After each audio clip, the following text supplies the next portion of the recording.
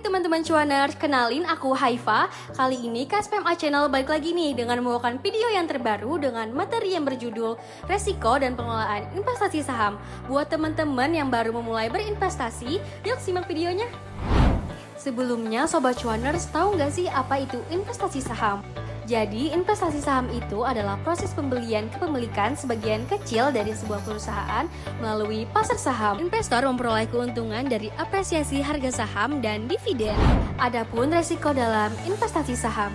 Investasi saham terkenal dengan fluktuasinya di mana nilai harga saham bisa naik atau turun, tergantung pada berbagai faktor baik secara internal maupun eksternal. Adapun macam-macam resiko dalam investasi saham. Yang pertama, resiko pasar. Yang kedua, resiko likuiditas. Yang ketiga, resiko inflasi. Yang keempat, resiko perusahaan. Yang kelima, resiko suku bunga. Dan yang terakhir, resiko politik dan ekonomi. Yang pertama, diversifikasi. Contohnya, jika kamu berinvestasi pada sektor teknologi dan terjadi penurunan pada sektor tersebut, maka portofolio kamu akan berpengaruh. Namun, jika kamu memiliki saham di sektor lain seperti customer goods atau energi, resiko tersebut dapat diimbangi. Yang kedua, yaitu analisis fundamental. Analisis ini membantu investor memahami nilai intrinsik perusahaan sehingga bisa menentukan apakah perusahaan tersebut undervalued atau overvalued. Yang ketiga, analisis teknikal. Menggunakan grafik harga, volume, dan indikator teknis seperti moving average atau relative strength index untuk memprediksi pergerakan harga saham di masa depan. Lalu, yang keempat, manajemen likuiditas. Selalu sediakan cadangan dana liquid yang bisa dicairkan kapan saja tanpa harus kehilangan nilai. Ini berguna untuk menghadapi kondisi darurat tanpa harus menjual saham dalam kondisi yang merugikan. Dan yang terakhir, cut loss dan take profit. Cut loss menentukan batas kerugian yang dapat diterima.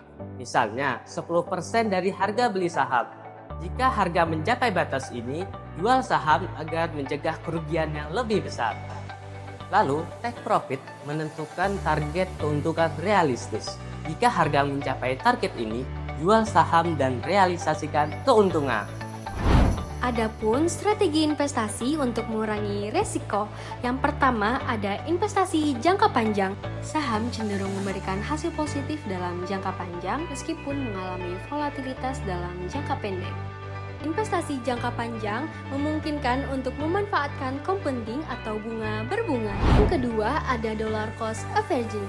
Strategi ini melibatkan investasi sejumlah uang yang sama secara berkala terlepas dari harga saham. Dengan cara ini, investor dapat mengurangi dampak volatilitas pasar. Yang terakhir ada reinvestasi dividen.